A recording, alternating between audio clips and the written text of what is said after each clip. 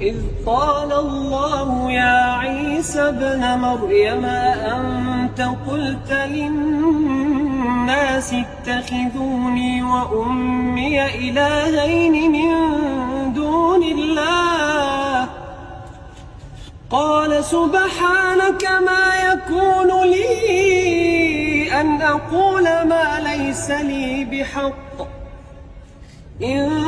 كنت قلته فقد علمته تعلم ما في نفسي ولا أعلم ما في نفسك إنك أنت علام الغيوب ما قلت لهم إلا ما أمرتني به أن اعبدوا الله ربي وربكم وكنت عليهم شهيدا ما دمت فيهم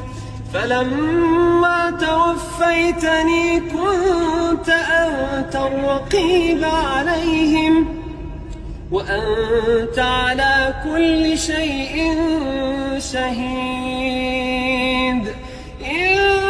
تعذبهم فإنهم عبادك وإن